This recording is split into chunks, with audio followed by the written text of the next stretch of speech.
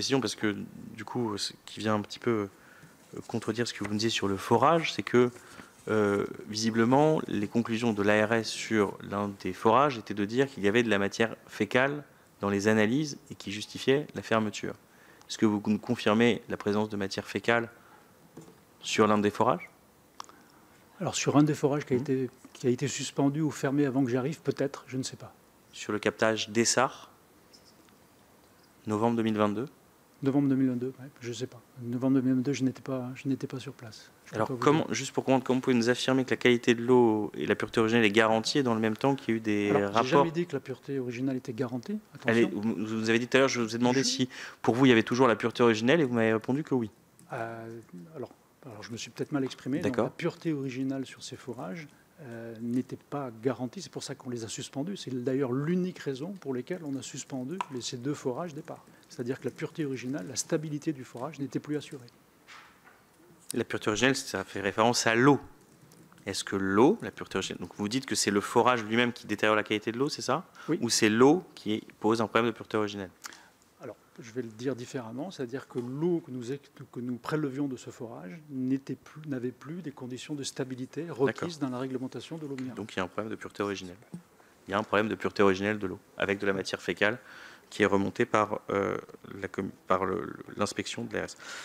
Est-ce que vous pouvez, depuis cette époque, j'imagine que vous avez eu cette discussion pour comprendre ce qui s'était passé sur votre site, sachant que vous alliez devant une commission d'enquête qui allait vous interroger sur ces faits. Est-ce que vous pouvez nous dire, dans votre compréhension, à quoi servaient ces filtres installés sur l'usine et les usines dans les Vosges? Alors encore une fois, je n'ai pas vu ces dispositifs. Oui, vous n'avez pas vu le détail de ces dispositifs. Ce n'est pas à moi de répondre à cette question.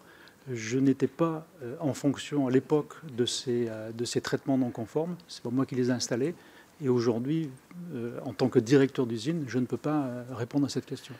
Sous couvert du président, en fait, pour le coup, vous devez répondre à cette question. En fait, devant la commission d'enquête, il n'y a pas de droit au silence à exercer. Si je vous pose la question de savoir si vous avez eu connaissance d'eux, à quoi servaient ces filtres, si vous en avez eu connaissance, monsieur le directeur, vous devez me répondre. Alors, encore une fois, je vais le répéter, je n'ai pas eu l'occasion de voir ces dispositifs. Ce n'est pas ma question. Est-ce que vous savez à quoi servaient ces filtres? Je ne peux pas expliquer à quoi servaient ces filtres. Est-ce que vous le savez? Je ne sais pas, et ce n'est pas à moi de vous répondre, pourquoi ces traitements ont été mis en place.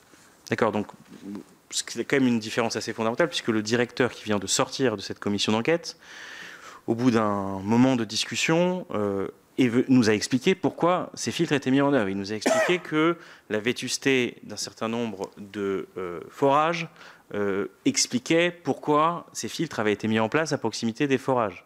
Est-ce que vous partagez cette analyse concernant, ou pour ce qu'on a pu vous en dire, sur le site des Vosges? Non, je ne la partage pas, dans le sens où, encore une fois, je n'ai pas assez de connaissances. Moi, je ne les ai pas vus, ces filtres. Quand je suis arrivé dans ma fonction, je vous répète, tous les traitements avaient été nettoyés. Je n'ai rien vu.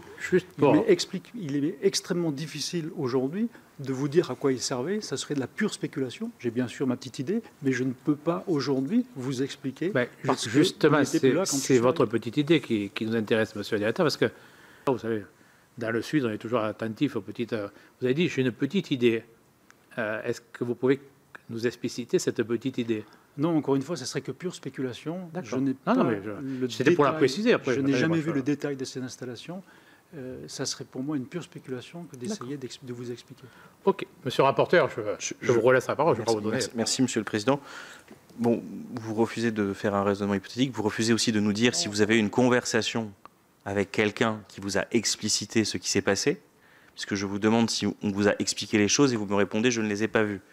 Ma question c'est est-ce qu'on vous a expliqué ce qui s'est passé au sein de votre groupe? Non, jamais en détail. Jamais en détail. La réponse est très claire. Oui. Jamais en détail. Monsieur le directeur nous a dit, à ma question, qu'on y avait dit dans l'entreprise où ça c'était le lieu, voilà. Mais pas les raisons. Non, je ne connais pas les raisons. Vous ne connaissez pas les raisons de la mise en... Je connais l'existence, bien sûr, parce qu'il faisait partie du plan de transformation, mais je n'en connais pas la raison. Et sur la localisation de ces traitements illégaux, est-ce qu'ils étaient à l'émergence? Est-ce qu'ils étaient à un autre endroit du processus, vu que vous les avez vus sur le site?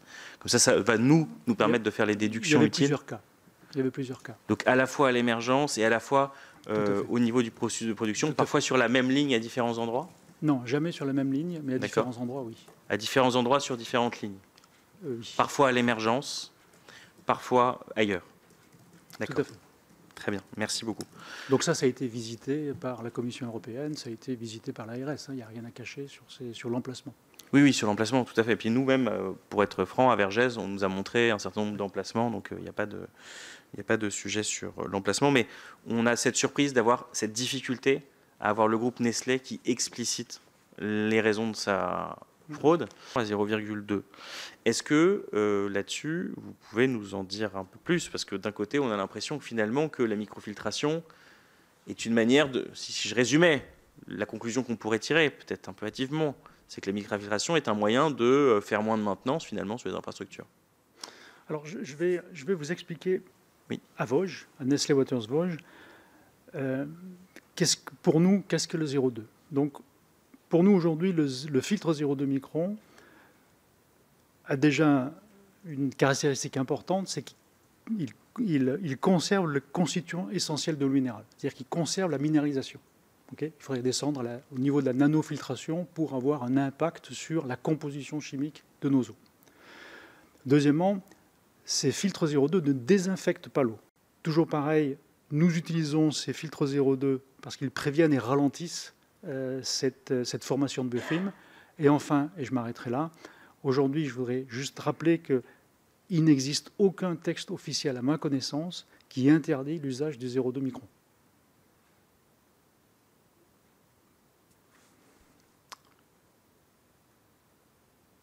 Je pense que je ne vais pas refaire le débat. Voilà, on ne va pas refaire le débat sur le sujet, mais à notre connaissance, il n'existe aucun texte qui l'autorise. Voilà. Et le liste des traitements est limitativement autorisée par la directive. Dirons-nous, c'est flou. Et pour ça, nous avons fourni de nombreuses études aux administrations, que ce soit nationales ou locales, afin de prouver cet effet aujourd'hui. Vous dites que vous avez fourni de nombreuses études. C'est un point qui est très important pour nous. Est-ce que vous avez les dates, par exemple, de la transmission de ces études à l'ANSES? Parce que on nous a dit à Vergès, de la même manière que à de nombreuses reprises, des informations avaient été transmises à l'ANSES. Or, nous ne retrouvons aucune trace de cela. Alors, je vais être transparent avec vous. Ces transmissions ont été faites à partir d'une organisation qui est au-dessus de l'usine. Donc, je ne peux pas vous donner de date. C'est laquelle, s'il vous plaît? Je pense, je ne sais pas. Je pourrais vous répondre exactement. Donc, c'est eux qui vous ont dit, en préparation de cette audition, qu'ils avaient transmis à de nombreuses reprises? Alors, pas seulement en préparation de cette audition. Je le savais qu'effectivement, il y avait ce dossier qui avait été envoyé. Il y a eu des tests qui ont été effectués sur le site des Vosges. Et l'ensemble des résultats ont été compilés et envoyés aux autorités. Par contre, je ne sais pas exactement quel est le service de Nestlé aujourd'hui qui a envoyé. Et lorsque vous arrivez, vous nous dites, en fait, vous avez les mêmes éléments de langage que votre homologue de Vergès. Vous dites, on m'a dit qu'il y avait des problèmes, des irrégularités, mais qu'il y avait un projet de transformation, qu'on me demandait de mettre en place ce projet de transformation. Alors, vous, c'est 20 millions d'euros, lui, ça a été 50 millions d'euros, donc des projets très ambitieux. On relève le challenge et on y va. Mais comment expliquez-vous que vous n'avez pas été plus curieux que ça, sachant que le dossier était déjà, pratiquement entre les mains de la justice, de ne pas savoir, ne pas chercher à savoir ce qui s'était précisément passé. Parce que vous, en tant que chef d'entreprise, directeur, vous devez bien vous douter que voilà, si les procédures avancent, ça va à un moment ou à un autre vous retomber dessus. Donc, pourquoi n'avoir pas été plus incisif? Aujourd'hui, rappelez-vous, je l'ai rappelé dans mon propos liminaire, je suis arrivé avec une feuille de route. Aujourd'hui, l'organisation Nestlé est très compartimentée. J'ai appliqué ma feuille de route. Ma feuille de route était de mettre en place un plan de transformation. Je me suis attaché. Je vous rappelle que j'avais un plan de sauvegarde de l'emploi aussi à mettre en route et que ce n'était pas aujourd'hui ma priorité de faire la chasse aux sorcières dans l'usine où justement je devais plutôt essayer de rassembler les équipes autour d'un nouveau projet pour pouvoir avancer, pour pouvoir aller de l'avant sur l'usine. Au niveau de votre deuxième question, donc... Non, mais je crois que... Enfin, si vous me permettez, je crois que ma collègue Mme Rousseau a parlé de Charles Socaire, c'était pour savoir dans vos traits de personnalité, si vous n'étiez pas un peu curieux, c'était ça la collègue, c'est-à-dire que pour savoir si, par rapport à des faits que vous avez entendus, si votre curiosité n'a pas fait que vous pouviez vous intéresser à savoir qu'est-ce qui s'était passé. C'est important de connaître l'histoire du site. Voilà, je pense que c'est ce que voulait dire ma collègue Mme Rousseau. Voilà. Oui, mais quand on prend un nouveau poste, on cherche quand même à savoir où on met les pieds, quoi. Ok, bon. Désolé, mais je ne vais pas pouvoir commenter sur ma personnalité. Aujourd'hui, j'ai été encore une fois missionné sur un plan de transformation et j'ai appliqué le plan de transformation. Je n'ai pas d'autres commentaires à faire sur ce qui s'est passé dans le passé. C'était une époque où je n'étais pas là et c'est une époque où je n'étais pas responsable de lui. Maire, d'ailleurs le préfet nous a dit qu'il avait été assez déçu de ne pas avoir été mis au courant des difficultés. Je pense que c'était par votre prédécesseur. Donc c'est qu'il y a bien une relation de proximité. Les Vosges, ce n'est pas un département immense. Et donc c'est quand même surprenant, dans la même boîte, je sais bien que Nestlé Water c'est énorme, mais que quand même que vous ne sachiez pas qui a négocié.